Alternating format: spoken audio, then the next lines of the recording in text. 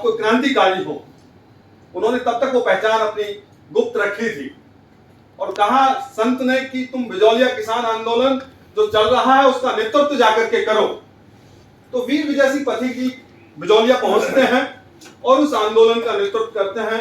राजस्थान में किसानों के ऊपर लगने वाले 84 टैक्सों को उन्होंने उनके आंदोलन के माध्यम से ब्रिटिश सरकार झुकी और वो टैक्स जो है हटे। तो बात आती है कि हम लोग जो मूवमेंट खड़ा कर रहे हैं उस मूवमेंट में, उस विचारधारा में पवित्रता होनी चाहिए और ईमानदारी होनी चाहिए। जब हम ईमानदारी और पवित्रता के साथ किसी बात को लेकर के गांव चौक चौराहों पे जाएंगे तो लोग हम लोगों को सुनने को भी तैयार हैं और लोग आंदोलन करने को भी तैयार हैं, बशर्ते हम लोग गांव तक अभी पहुंच नहीं पा रहे हैं। तो जो आज ये बैठक हुई है, इस बैठक में हम सब लोगों का समन्वय यह है कि एक बहुत सुंदर विचार निकल करके आया है ग्राम स्वराज का या WTO का कि भाई इन दोनों विषयों पे हम लोग MSP को लेकर के भी काम करें। तो यहाँ जो समन्वय बैठक के बाद आज जो समन्वय हम लोगों का बनेगा, उसके बाद हम लोगों को जो 7 लाख कुछ हजार भारत के गांव हैं और भारत की जो मूल आत्मा है वो गांवों में बसती है, अगर उस मूल आत्मा को बचाना है तो गांव की तरफ जाना पड़ेगा।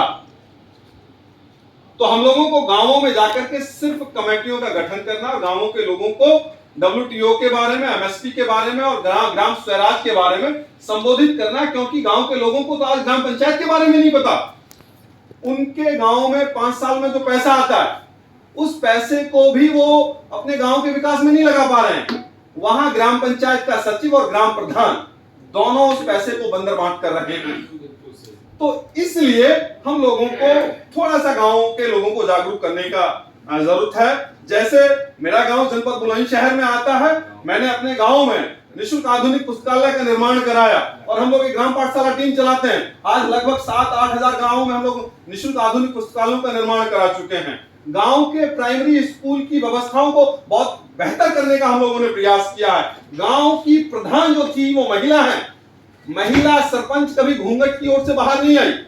तो हम लोगों ने ग्राम पंचायत सचिव भारत सरकार और उत्तर प्रदेश सरकार और DPR और CDO तमाम लोगों को वहां प्रदर्शन के माध्यम से, पत्र के माध्यम से अपनी बात को कहा।